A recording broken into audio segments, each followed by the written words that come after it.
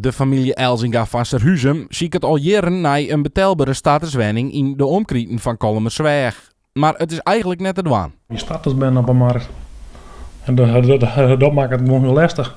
Mensen die bieden dan wel 60.000 door hen. Nou ja, kun je hebben nooit wanneer staat er.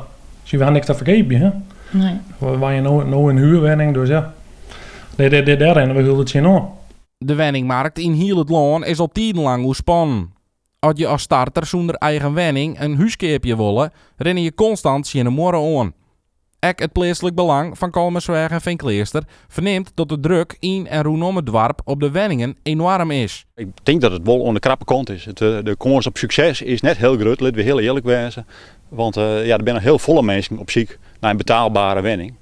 En omdat je machinaal onziek bent naar diezelfde unieke woning en die woningen gewoon heel schaars binnen, maak je het haast van familie, vrienden en kennissen om er toch tussen te komen.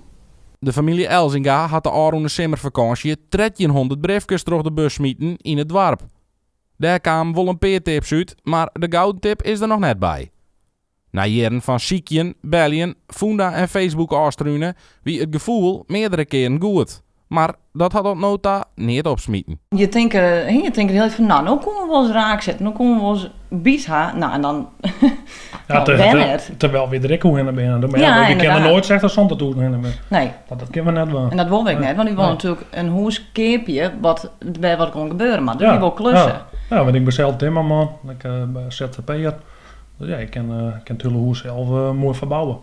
Ja. Maar en dat moet ik betalen worden, simpel zo. Het plaatselijk belang zeggen Perielien de druk op de woningmarkt aannemen en had dit voortendaallijks oppakt. Maar het is een proces van de lange adem.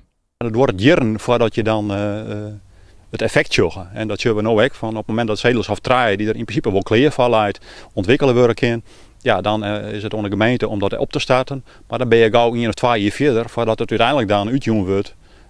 Dus die tijd is heel kostbaar.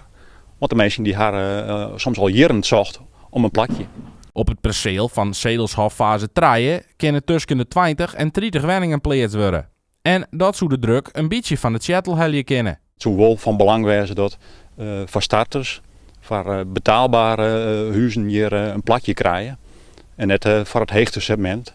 Dus dat we vooral, ik denk om betaalbaarheid, zodat de squallen in ons dorp, wat van oorsprong de grootste squallen is van Kolmeloon, ik ben genoeg onwas krijgt van leerlingen. De familie Elzinga stopt het in elk geval net met haar ziekdacht en is ik absoluut net ongelukkig in haar huis van nou, maar het wordt wel tijd voor wat oors. We redden huis op zich nog wel, jawel. Ja. Wie wel op de deur, was wat van diezelf. En ik ga nou heel veel grote spul van mijn bedrijf, heb ik bij u zei de mem nog te staan, aanhangers, stijgers en vooral in materiaal. Ja, maar die kent je net horen in dit hok. Dus ja, ik wil een beetje meer ruimte.